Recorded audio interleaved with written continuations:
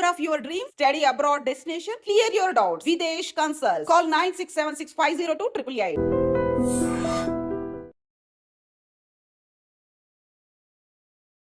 అందరికీ నమస్కారం. నేను Swaroopa Potlapalli. Welcome to trending topic.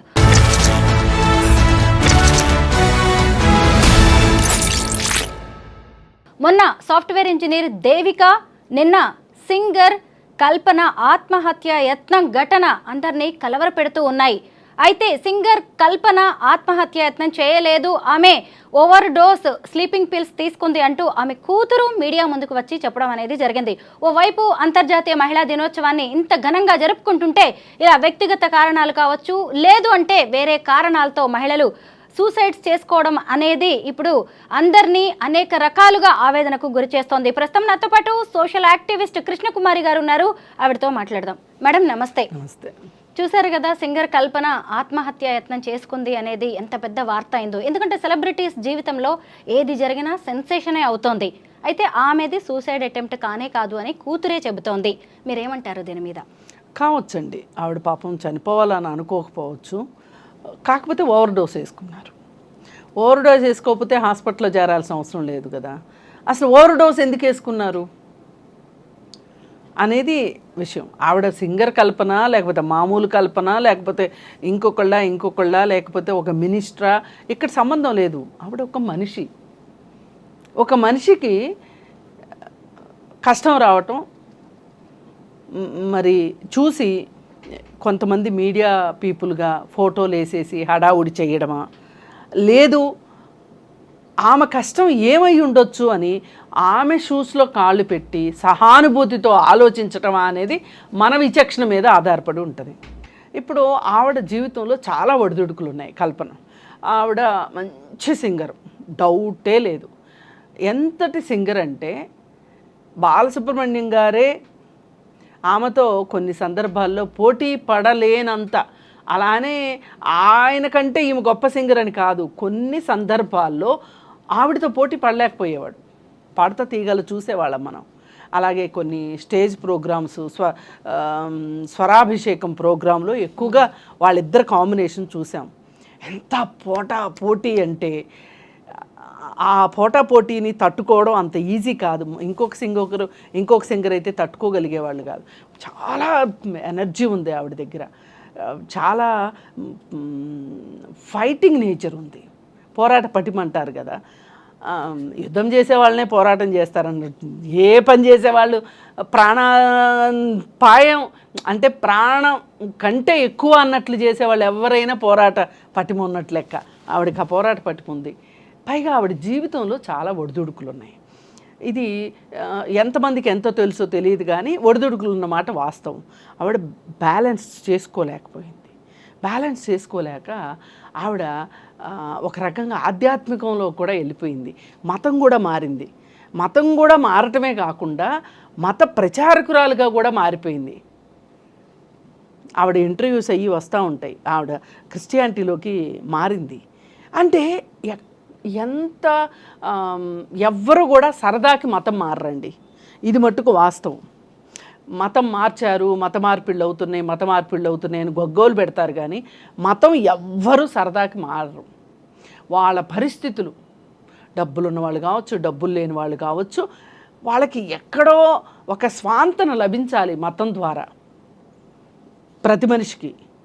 ఆ స్వాంతన లభించినప్పుడు మతం మారతారు. ఆ మారాలి అనుకున్నప్పుడు వాళ్ళని ఇన్ఫ్లుయెన్స్ చేసే వాళ్ళని బట్టి ఏ మతంలోకి మారతారనేది మారతారు. అయితే ఆవిడ క్రిస్టియన్ మతంలోకి మారటమే కాకుండా చాలా ఇంటర్వ్యూలు ఇస్తూ ఉండేది. అయితే నాకు అనిపించేది ఏదో ఉంది జీవితంలో, ఆమెకి తట్టుకోలేని బాధలు ఏవో ఉన్నాయి, అందుకే ఆవిడ మతం మారింది అంటే ఒక వెతుకులాట కదా మతం మారటం అంటే. అసలు దేవుణ్ణి అతిగా ఇష్టపడటం అంటేనే ఒక వెతుకులాట. ప్రశాంతత కోసమో, కోరికలు తీర్చుకోవడం కోసం ఇంకోటో. అలాంటిది తను పుట్టిన మతం కాకుండా వేరే మతంలోకి మారింది అంటే తనకి ఎన్ని కష్టాలు ఉన్నాయో మనం అంటే తను హ్యాండిల్ చేయలేని కష్టాలు అవి ఏంటి అంటే మీరు నేను చెప్పాల్సిన అవసరం లేదు. అసలు మనం ఆ విషయంగా ప్రతి ఇంట్లోనే ఏదో ఒకటి ఉంటుంది. సీత కష్టాలు సీతే, పేత కష్టాలు పేతే. మరి ఆవిడ అక్కడి నుంచి మళ్ళీ అసలు మధ్యలో అసలు ఆమె మొత్తం ఈ సంగీత ప్రపంచానికి కూడా దూరంగా వెళ్ళిన తర్వాత మళ్ళీ సంగీత ప్రపంచంలోకి వచ్చారు. వచ్చిన తర్వాత ఇప్పుడు వాళ్ళ అమ్మాయి వచ్చి కేరళ నుంచి వచ్చి వాళ్ళ అమ్మాయి చెప్తుంది ఏంటి అంటే, ఆత్మహత్యాయత్నం కాదు ఇది, మా అమ్మకి నాకు కాస్త నన్ను ఆమె హైదరాబాద్ రమ్మంటుంది, నేను రాను అంటున్నాను, ఆ రిఫ్ట్ నడుస్తూ ఉంది, ఆ సందర్భంలో తను ఓవర్ డోస్ వేసుకుంది అని అన్నది అని అమ్మాయి చెప్పింది. సరే, ఇప్పుడు ఆత్మహత్యాయత్నం చేసిన దానికి ఒత్తిడిని తట్టుకోలేక ఇలాంటి పరిస్థితి రావటానికి చాలా దూరం ఉందని అయితే నేను అనుకోను. ఇంకో 2 ఎక్కువ వేసుకున్నారనుకోండి, వేసుకోకూడదు అసలు. ఒత్తిడిని అధిగమించడానికి ట్యాబ్లెట్ల మీద ఆధారపడటమే రాకూడదు ఒక మనిషికి, అదే వచ్చింది. అందుకోసం ఏంటి అంటే, ఇప్పుడు బయట వ్యక్తులుగా మనం మాట్లాడే కన్నా ఇంట్లో వ్యక్తులు ఆవిడకి అసలు ఆవిడ మనోభావాలు ఏంటి, ఆమె ఎందుకు అంత కష్టపెట్టుకుంది, అంత బాధపడింది, ఇప్పుడు ఆవిడ బాధ్యతలు ఆవిడ ఎంతో కొంత నెరవేరిస్తేనే వీళ్ళు 19 ఏళ్ల దాకానో 20 ఏళ్ల దాకానో వచ్చారు. మరి ఆ వయసుకి వాళ్ళు వచ్చిన తర్వాత వాళ్ళేమి, పిల్లలకు కూడా రెస్పాన్సిబిలిటీస్ ఉంటాయి, కేవలం రైట్సే కాదు, ప్రివిలేజెసే కాదు, రెస్పాన్సిబిలిటీస్ కూడా ఉంటాయి. మరి ఆమె రెస్పాన్సిబిలిటీగా ఫీల్ అయ్యి ఆ అమ్మాయి మరి కల్పన గారికి ఆ మాత్రం ఒక స్నేహ హస్తాన్ని, ఒక ప్రేమ హస్తాన్ని అందిస్తే కనుక ఆవిడ ఇంకా త్వరగా కోలుకోవాలని మనం అందరం కోరుకుందాం. ఏదైనా పరిస్థితుల్ని ఎదుర్కోలేక ఆ ట్యాబ్లెట్లను ఆశ్రయించే అవసరం కూడా రాకూడదు, ఎవరికైనా రాకూడదు ఆ కష్టం అని నేను కోరుకుంటున్నాను. దానికి వేరే మార్గాలు ఉన్నాయి, ఒత్తిడిని అధిగమించడానికి మార్గాలు ఉన్నాయి. ఆ మార్గాల్ని ఎన్నుకోకుండా ఈ మార్గంలోకి వెళ్ళడం. ఇప్పుడు ఆయన ఫోన్ చేశాడు, ఈవిడ ఫోన్ ఎత్తలేదు, ఆయన ఎవరికో ఫోన్ చేశారు అపార్ట్మెంట్ వాళ్ళకి, వాళ్ళు తలుపు బద్దలు కొట్టారు, ఇది గనక ఇంకా లేట్ అయిందనుకోండి, ఏంటి మరి పరిస్థితి? అందుకే మనం 1కి 10 సార్లు ఒక్కసారి మన ప్రాణానికి ఏమన్నా అయ్యింది అంటే కనుక ఏముండదు, ఇంకా మాట్లాడుకోవడానికి ఏముండదు. అందుకే ఆ పరిస్థితి వద్దు అని నేను కోరుకుంటున్నా. ఎవరైనా సరే మీరు ఒత్తిడిని అధిగమించటానికి వేరే మార్గాలు ఏమున్నాయో, మీరు ఎప్పుడైనా సమస్య ఉంది అంటే సమస్య పక్కన పరిష్కారం అనేది ఉంటుంది. దాన్ని మనం వెతకటంలోనే మనకి ఆ వెతకలాటకి ఓపిక లేదు. అక్కడ ఆ ఓపిక తెచ్చుకోవాలి అంటాను. లేదు అనుకుంటే పక్కన ఉన్న వాళ్ళు ఆ ఓపికని వాళ్ళకి ఇవ్వాలని నేను కోరుకుంటున్నాను. కృష్ణకుమారి గారు, ఇక్కడ కల్పన పర్సనల్ లైఫ్ గురించి మనం మాట్లాడుకుందాం. ఆమె చిన్నప్పటి నుంచి కూడా గాయకుల కుటుంబం నుంచే వచ్చారు. పైగా ఆవిడ గాయనిగా తనను తాను ప్రూవ్ చేసుకున్నాడు. తెలుగు, తమిళ్, మలయాళం, కన్నడ భాషల్లో 1500కు పైగా పాటలు పాడారు. 3000కు పైగా షోస్ చేశారు. ఆమె ఎంతో కాంపిటీషన్ ఉండే ఈ మ్యూజిక్ వరల్డ్లో ఆమె తనను తాను నిరూపించుకున్నారు. అయితే ఇటు పర్సనల్ లైఫ్కి వచ్చినప్పుడు ప్రసాద్ ప్రభాకర్ అనే వ్యక్తిని ఆమె పెళ్లి చేసుకున్నారు. 19 ఏళ్ల కూతురు కూడా ఆయన దగ్గరే చెన్నైలో ఉంటుంది. ఇప్పుడు అమ్మాయి కేరళ నుంచి వచ్చినట్టుంది. అయితే మొత్తానికి వ్యక్తిగతంగా అయితే కొన్ని ఇబ్బందులు ఉన్నట్టున్నాయి. దానికే ఆమె స్లీపింగ్ పిల్స్ వరకు వెళ్ళారు, హై డోస్ తీసుకున్నారు. అయితే ఆవిడకి అంతా బాగుండి ప్రాణాలతో బయటపడ్డారు. ఇక మీదటైనా ఆవిడ ఈ ఒత్తిళ్లను కావచ్చు, ఈ ఛాలెంజెస్ని అధిగమించి ఎలా ముందుకెళ్తే మంచిదంటారు? అదే కుటుంబ సభ్యులే, దీనికి మందు కుటుంబ సభ్యులే.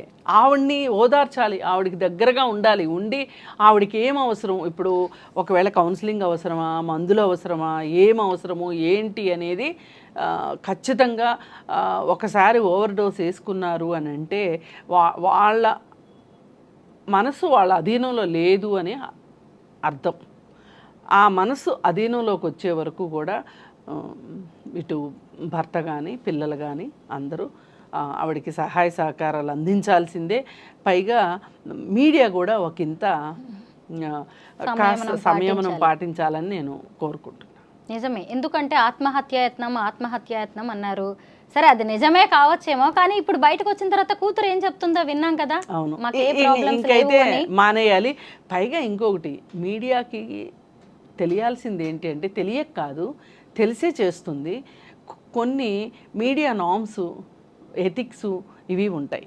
ఆ ఎథిక్స్ ఫాలో అవ్వకుండా ఫోటోలు ఎడాపెడా ఎక్కడ నెట్లో ఎక్కడ చూసినా ఫోటోలు దొరుకుతాయి. అవి తీసుకొచ్చేసేసి వేసేయడం అనే దాని మీద ఇప్పుడు ఇవాళ ఫేస్బుక్లో చాలామంది అభ్యంతరం తెలియజేశారు. కొంచెం ఆ విషయంలో సంయమనం పాటించాలని చెప్పి నేను ఛానల్స్ వాళ్ళు కూడా అది అర్థం చేసుకొని వ్యక్తిగత జీవితానికి ఒక విలువ ఇవ్వాలి అని చెప్పి నేను కోరుకుంటున్నాను. అయితే సెలబ్రిటీస్ లైవ్స్ గురించి కూడా మనం మాట్లాడుకోవాలి. ఎందుకంటే సెలబ్రిటీస్, సినీ ప్రముఖుల జీవితాల్లో ఏ చిన్నది జరిగినా, చీమ చిట్టుకుమన్నా కానీ ఓ పెద్ద వార్త అవుతుంది, జనానికి కూడా ఇంట్రెస్ట్ క్రియేట్ అవుతుంది. దాంతో కూడా ఉన్నవి లేనివి కలగాపులగంగా ఎన్నో రకాలుగా చేసేస్తూ ఉంటారు. అయితే ఇలా ఇప్పుడు కల్పన గారికే కాదు, చాలామంది వ్యక్తిగత జీవితంలో ఎన్నో కష్టాలు ఉన్నాయి, ఒడిదుడుకులు ఉన్నాయి, సమస్యలు, సవాళ్ళు ఉన్నాయి. చాలామంది ఇలాగ ఆత్మహత్య లాంటి ఆలోచనలు చేస్తూనే ఉంటారు. వాళ్ళకి ఏం చెప్తారు? ఎవరికైనా ఒకటండి, సినిమా ప్రపంచము మామూలు ప్రపంచము, వాళ్ళు మనుషులే, మనము మనుషులమే. కాకపోతే ఏంటంటే వాళ్ళు ఒక రంగుల ప్రపంచానికి ఎక్స్పోజ్ అవుతారు. వాళ్ళకి చాలామంది ఏం చేస్తారు అంటే వాళ్ళకి నీరాజనాలు పలుకుతూ ఉంటారు. దానికి వాళ్ళు అలవాటైపోతారు. ఇది ఒక ఎడిక్షన్ ఒక రకంగా. ఈ ఎడిక్ట్ అయినప్పుడు ఏం జరుగుతుంది అంటే అది ఏదైనా కాస్త తగ్గింది, మోతాదు తగ్గింది అంటే వాళ్ళలో ఒక రకమైన ఒక ఇన్సెక్యూరిటీ వచ్చేస్తుంది. ఒక ఇన్ఫీరియారిటీ కాంప్లెక్స్ పెరిగిపోతుంది.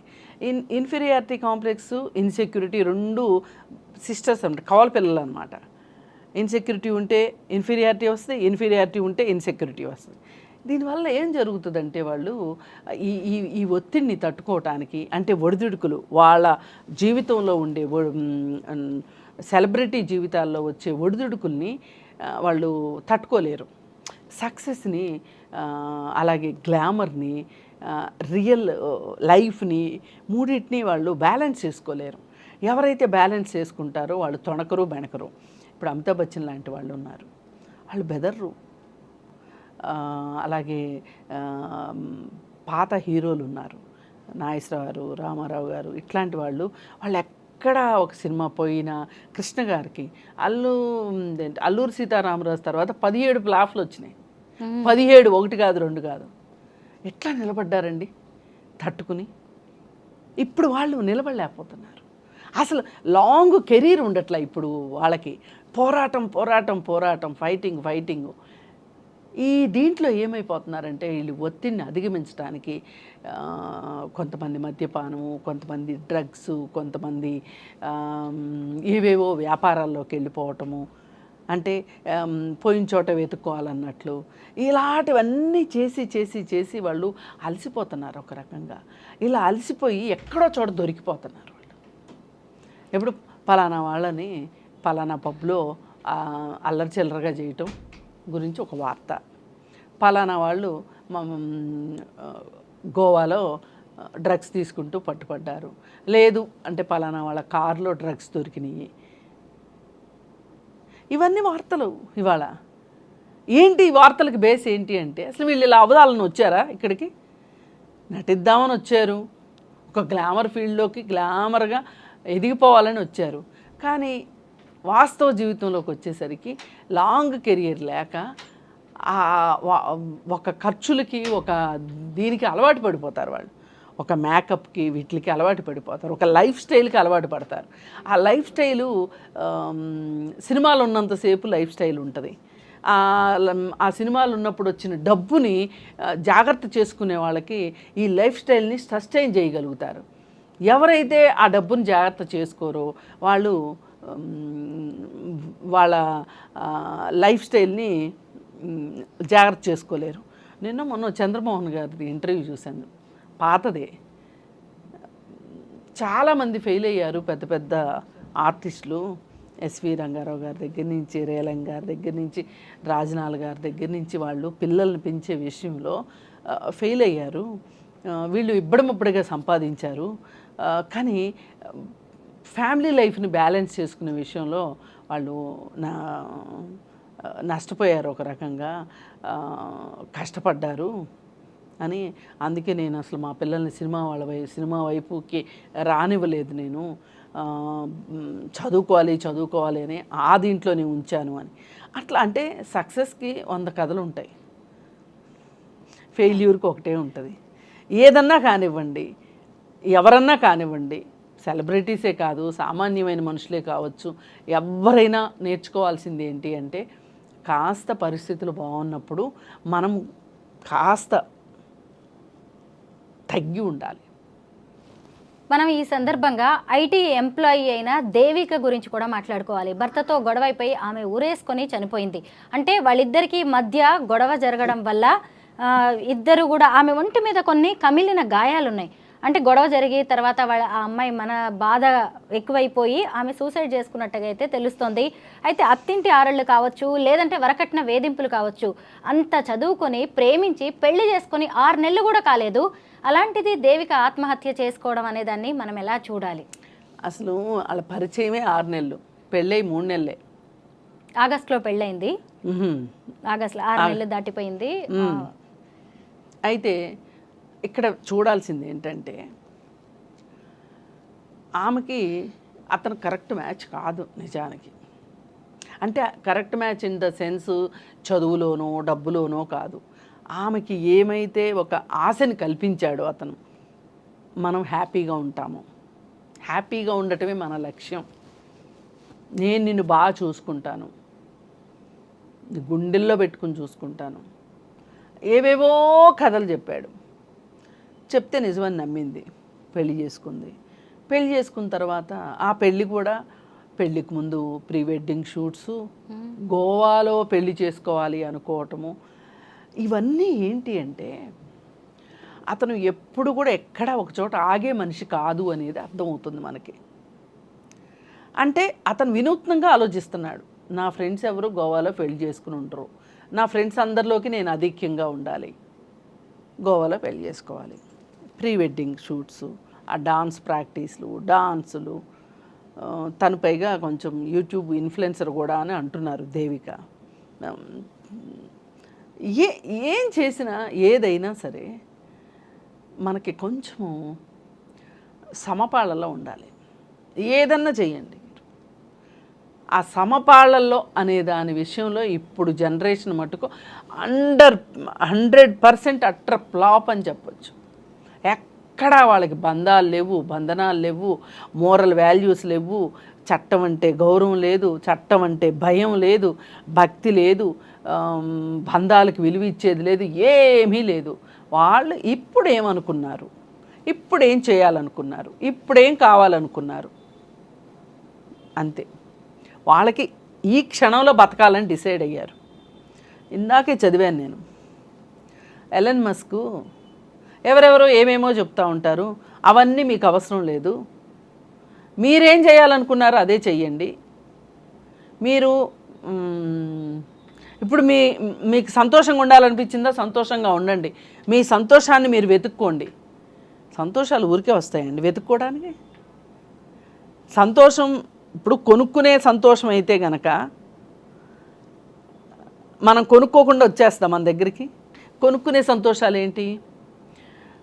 బార్కి వెళ్ళడం, పబ్కి వెళ్ళడం, షాపింగ్ చేయటం, హోటల్కి వెళ్ళడం, ఇవి కదా. అది ఇంకా తీరుకుంటే ఆన్లైన్ గేమ్స్ ఆడటం, ఇవన్నీ చేస్తే నీ సంతోషాన్ని నువ్వు వెతుక్కుంటున్నావు. వీటన్నిటికీ ఏంటంటే ఏం కావాలంటే డబ్బు కావాలి. నువ్వు ఎవరో చెప్పారని ఆగబాకు, నీకు నచ్చినట్టు నువ్వు ఉండు అని చెప్తున్నాడు సలహా. ఇలాంటి వెధవలు చెప్పే సలహాల వల్లే ఇవాళ జనరేషన్ నష్టపోతుంది. నీ తాహత ఏంటి, నీ లైఫ్ ఏంటి, నీకున్న కమిట్మెంట్స్ ఏంటి, నీకున్న రెస్పాన్సిబిలిటీస్ ఏంటి, అవి చూసుకుని ఆటిల్తోటి నువ్వు జీవితం గడపాలి, ఆటిల నుంచి నువ్వు సంతోషాన్ని పొందాలి. కానీ నీకు తింటానే మింగ మెతుకులేదు మేసాలకు సంపంగి నూనె అన్నట్లు ఇవాళ ఒక్కొక్కళ్ళు 50,000 ఫోన్లు వాడుతున్నారండి. అతి సామాన్యులు కూడా, యంగ్స్టర్స్ నేను ముఖ్యంగా చెప్పదలుచుకునేది అదేమంటే ఈఎంఐల్లో ఫోన్ వచ్చేస్తుంది. ఈఎంఐలో మటుకు మనం కట్టొద్దా? స్కూటర్కి లోను, ఇంట్లో సామాన్లకు లోను, ఫోనుకు లోను, పైగా పే లెటర్స్ అని వచ్చేసినాయి. ఇప్పుడు నువ్వు ఖర్చు పెట్టు, తర్వాత కట్టు. ఇవన్నీ ఇప్పుడు ఇప్పుడు యూత్ ఈ విధంగా గోవాలో పెళ్ళికో, నీకు ఇల్లు లేదు, అత్తగారి ఇల్లు రాసిమ్మని అడుగుతున్నావు, నీకు గోవాలో పెళ్ళి ఎందుకు? గోవాలో పెళ్ళి ఎందుకు? ఇద్దరు ఉద్యోగం చేస్తున్నారు కదా, మీ ఇద్దరు కలిసి గోవాలో పెళ్ళి ఖర్చులు పెట్టుకుంటే, డౌన్ పేమెంట్ కట్టుకుంటే, అపార్ట్మెంట్ కొనుక్కుంటే ఇన్స్టాల్మెంట్ కట్టుకోగలరు కదా ఇద్దరు ఉద్యోగస్తులు అయినప్పుడు. అప్పుడు అత్తగారి ఇంటి మీద కళ్ళు ఉండవు కదా. అసలు అత్తగారికి ఇల్లు లేకపోతే ఏం చేసేవాడివి? పక్కింటి వాళ్ళు ఇల్లు లాక్కునేవాడివా? అందుకని అతను వాస్తవానికి దూరంగా ఉన్నాడు, ఊహా ప్రపంచంలో ఉన్నాడు. ఈ అమ్మాయి కూడా ఎంతో కొంత ఈ సోషల్ మీడియా ఇన్ఫ్లుయెన్స్లో ఈ అమ్మాయి కూడా ఉంది. సరిపోయారు ఇద్దరికిద్దరు. కానీ పెళ్ళయింది. పెళ్ళి జరుగుతున్నంతసేపు, డబ్బులు ఖర్చు అవుతున్నంతసేపు ఏమీ తెలియదు. ఆ మత్తులో ఉంటారు. డబ్బులు ఖర్చు పెడుతుంటే చాలా మత్తు ఉంటుంది, మత్తులో ఉన్నారు. పెళ్ళైపోయింది, రియల్ లైఫ్లోకి వచ్చారు. ఇక రోజు ఆఫీస్కి వెళ్ళాలి.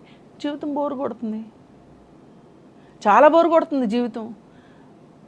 రోజు గోవాలో పెళ్లి చేసుకోరు కదా, రోజు ప్రీ వెడ్డింగ్ షూట్స్ ఉండవు కదా, అవి అప్లోడ్ చేసి ఎంతమంది చూశారు, ఎంతమంది లైకులు కొట్టారు, ఇది రోజు ఉండదు కదా. పైగా అమ్మాయిలు కూడా ప్రేమించినప్పుడు అబ్బాయిలు ఎలా నెత్తిన పెట్టుకుని చూసారో పెళ్ళాక కూడా అలాగే ఉండాలి, నేను ఏదంటే అదే జరగాలి అనే ఒక మనస్తత్వం కూడా కనిపిస్తుంది అమ్మాయిల్లో. అమ్మాయిల్లో ఏంటండి, ప్రతి మనిషిలోనూ ఉంటుంది. నేను అందుకే ఇక్కడ అబ్బాయే వాస్తవానికి దూరంగా వెళ్ళాడు అనటానికి నాకు మనసు పట్ల, అమ్మాయి కూడా వాస్తవానికి దూరంగానే ఉంది. కాకపోతే మీడియాలో వస్తున్న వార్తలు నాకు మరింత ఆశ్చర్యం కలిగిస్తున్నాయి. రిమోట్ దగ్గర పొట్లాడుకున్నారు అని ఎంత సింప్లిఫై చేస్తున్నారంటే, అతను ఆ అమ్మాయిని ఇల్లు అడిగాడు అనేది పక్కకి వెళ్ళిపోయింది. ఇప్పుడు రిమోటే ఇంపార్టెంట్ అయిపోయింది. ఇప్పుడు ఇది తప్పు అంటాను నేను. మీడియా ఉన్నది ఉన్నట్టు చూపించాలి.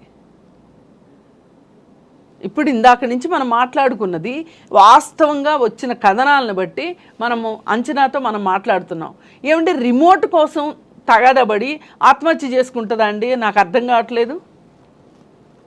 నాకు ఇతని తోడు నా వల్ల కావట్లేదు, ఏం చేయాలో అర్థం కావట్లేదు అని చెప్పి ఒక ఫ్రెండ్కి మెసేజ్ పెట్టిందంట.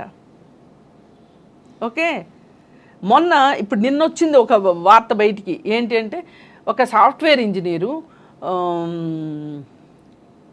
అతని పేరు అక్కుల్లో ఏదో ఉందండి, అతుల్ సుభాష్ ఇంకొక అతను కూడా సూసైడ్ చేసుకున్నాడు భార్య పెట్టే కష్టాలకి అని.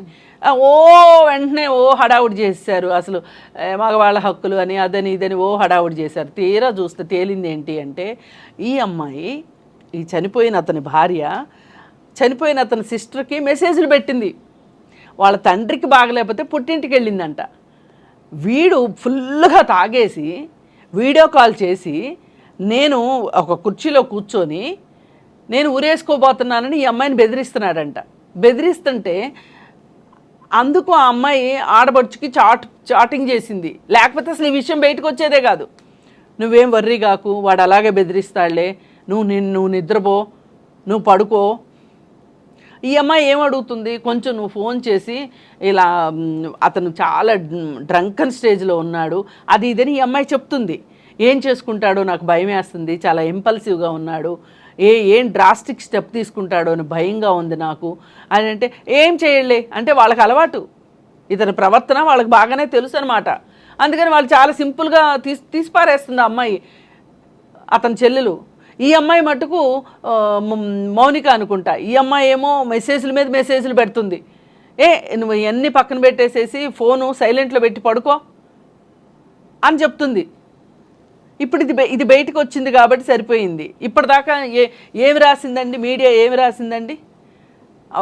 అతను ఒక నోట్ పెట్టాడు, నా భార్య రాచి రంపాన పెడుతుంది, నా భార్య వల్లనే నేను సూసైడ్ చేసుకుంటున్నాను అని చెప్పి అతను ఇప్పుడు ఏంటి అంటే, ఇప్పుడు అర్జెంటుగా వాళ్ళ నాన్న వదిలిపెట్టేసేసి ఇక్కడికి రావాలి, అది అతని ఉద్దేశం. అంటే తండ్రి దగ్గరికి వెళ్ళడానికి లేదు ఆ అమ్మాయికి.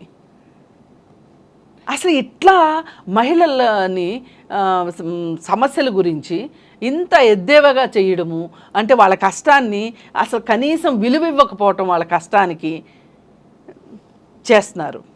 ఇది మీడియా రోలు. దీన్ని చూసేవాళ్ళు కూడా ఇది నిజమే, ఇదే నిజం అని అనుకుంటున్నారు. ఇప్పుడు మనం కల్పన గురించి మాట్లాడుకున్న అదే, ఇదైనా అదే, ఏదైనా అదే. ఇక చివరికి ఇప్పుడు తల్లికి కూడా అడిగింది వెళ్ళి, ఏమ్మా ఇల్లు అంట రాసిమ్మంటున్నాడు మీ అల్లుడు అని అంటే ఆమె ఒకే మాట ఏడుస్తుంది.